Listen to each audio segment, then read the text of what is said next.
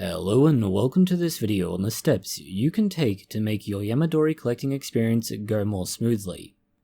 A yamadori is a description for bonsai generally collected from the wild. Historically, this has been done with a very laissez-faire attitude, leading to all sorts of complications. The biggest impact has been the practical extinction of several very desirable species in Japan's mountains. While you are unlikely to single-handedly drive a species to extinction through collecting yamadori, your actions can still have an impact. And this is why some preliminary steps can make things go better and easier for you. The first and arguably most important step to take is get yourself permits or signed documents saying you can collect your yamadori. Someone's word might be good as gold, but they might not be responsible when you come to collect your yamadori. Getting permission in writing avoids the issue of conflicting accounts, allegations of vandalism or theft, and possibly the involvement of more serious people like law enforcement. If it is in writing, and you and the other person have signed, there is a clear-cut agreement. There are going to be far fewer issues. If there are issues, you can turn around and say, here's the agreement, here's the person who signed off on it, if there is a problem, take it up with them. Essentially passing the blame on to the poor bastard who signed the document. Admittedly, not the best thing in the world, but it saves you a lot of trouble. If it is public property, such as a park, forest and similar, get it in writing from the three-letter agency, department or similar responsible party. Get it in writing as well. This can be done more easily as it will often be available as an email and not require awkward conversations about getting them to sign a letter or form giving you permission. It is noteworthy that it may take time to find the right person to authorize your activities, but it is far better than the outcomes if you do not. Government agencies may occasionally be a circus, but sadly the clowns running them do not have a sense of humor. Next, we have tool preparation. While not essential, it can make life easier again. You will as a minimum want a shovel. Digging with your bare hands is less than thrilling experience after childhood. Beyond a shovel, a good mattock, axe and pry bar are also helpful. The mattock for digging soil away and creating a perimeter, the shovel to move the earth you dig, and the axe for inconsiderate obtuse roots that refuse to yield, and the pry bar to leave the tree shrubble vine out of the hole once you have it loose. One noteworthy thing is that your axe does not necessarily need to be sharp, the same thing with most of your tools. What you want with the axe is just enough of an edge that it acts as a way of hacking rather than cutting, and that's because any sharp edge on something like an axe or any other tool for that matter, if it should hit a stone, will chip, and then you have problems with your tool. It needs to be a wedge, but you don't want a blade edge as such.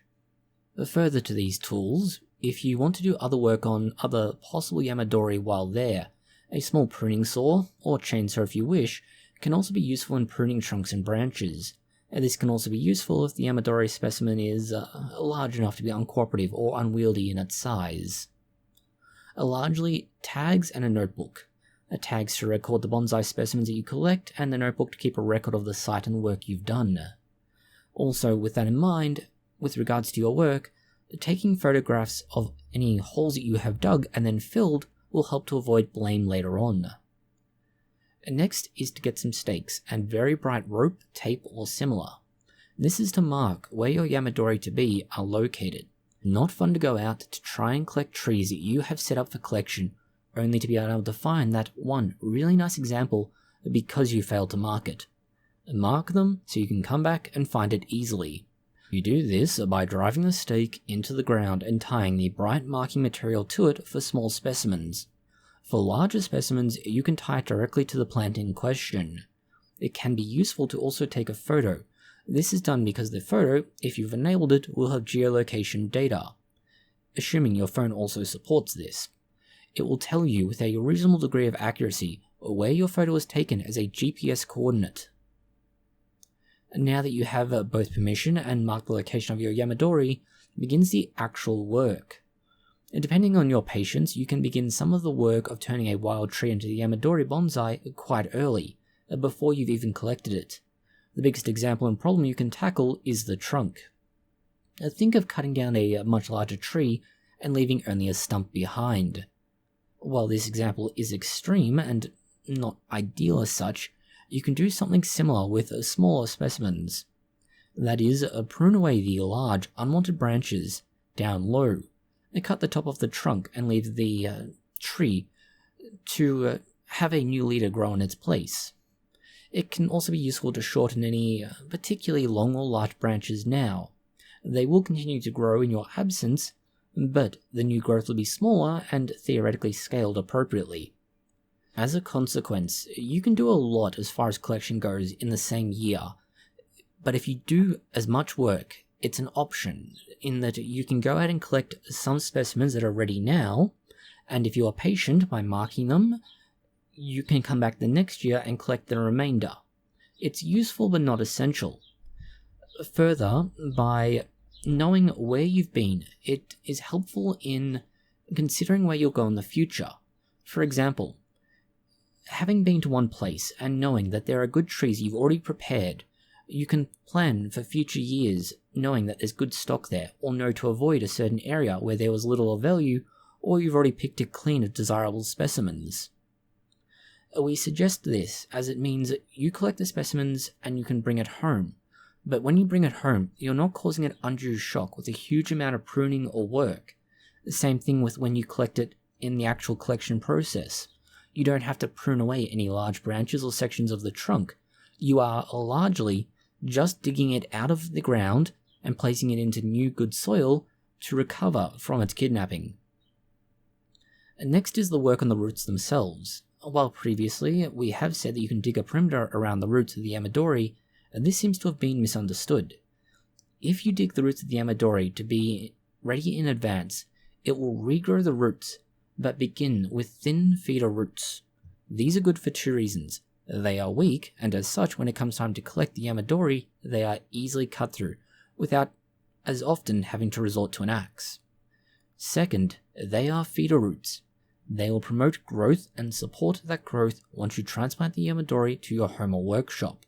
Without these, you would have to wait a very long time, because the large fixing roots, those solid ones that are very thick and annoying, they're not going to grow feeder roots immediately. They'll take time.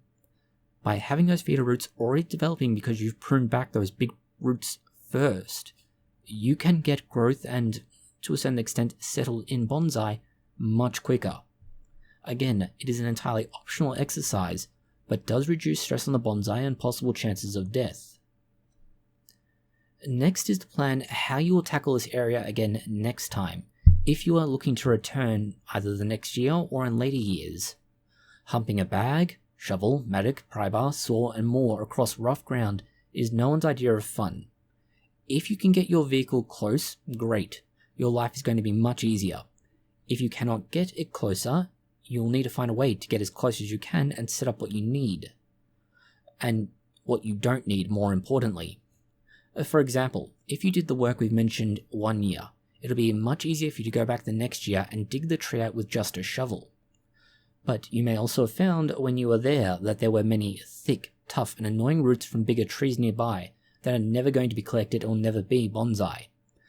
If you are in these situations, you may only need a shovel for something easy to dig, or you might need to take something quite substantial and hack away for a long time to get the trees out.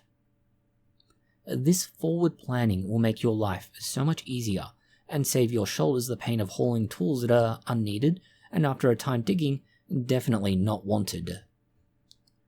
Finally, while it might seem tempting, since you've already done other work, do not wire or do anything else. You have no oversight of the yamadori. This means wire, for example, can and likely will cut into your precious and irreplaceable yamadori specimen. You have no idea about what's happening, and because of this, any work you do, like wiring, can and likely will ruin it. The same thing for any other treatments or assistance. For example, giving it fertilizer. Again, no control, and you're unsure of what effects it might have.